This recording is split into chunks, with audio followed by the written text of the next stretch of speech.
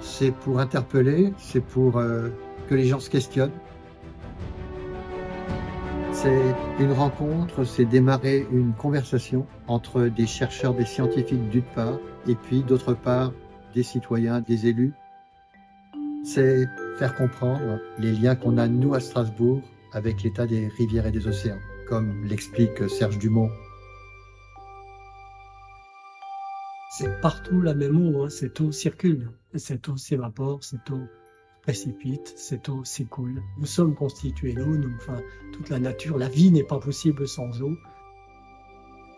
Octopus, c'est une ONG de dépollution des océans. On est à Strasbourg tout simplement parce qu'il y a un constat qui est que 80% de la pollution plastique qu'on retrouve dans les océans est issue des cours d'eau, fleuves et rivières qui s'y déversent. C'est pour ça qu'on est ici à Strasbourg, au bord du Rhin. Strasbourg est une ville d'eau, elle l'a toujours été. Strasbourg est une ville qui a un port, le port autonome de Strasbourg, qui est le deuxième port fluvial de France. Donc il y a une conscience accrue de la nécessité de protéger l'environnement.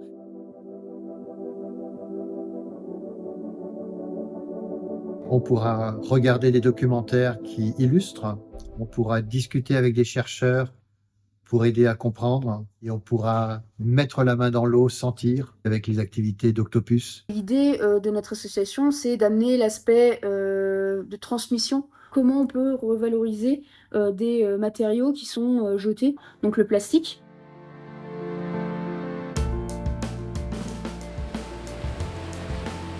C'est un navire finlandais qui s'appelle Aranda, qui navigue tout au long de l'année sur les mers et les océans pour faire des recherches. Le but, c'est d'explorer le bateau et de vivre en fait dans une expérience immersive les recherches qui sont faites par les scientifiques sur ce navire. Les personnes sont vraiment immergées dans ce métier-là et dans cet environnement-là.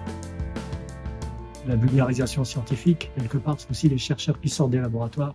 Et j'essaie de faire des films qui soient aussi beaux, qui ne soient pas trop scientifiques non plus. Il faut maintenant agir. On a des solutions. Ce qu'il faut maintenant, c'est les mettre en œuvre et rapidement.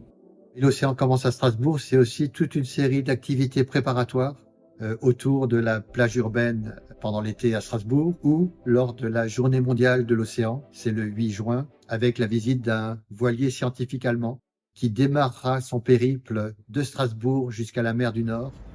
Ce qu'on essaye de partager, c'est de montrer qu'il y a une réalité derrière ce questionnement. L'océan commence à Strasbourg.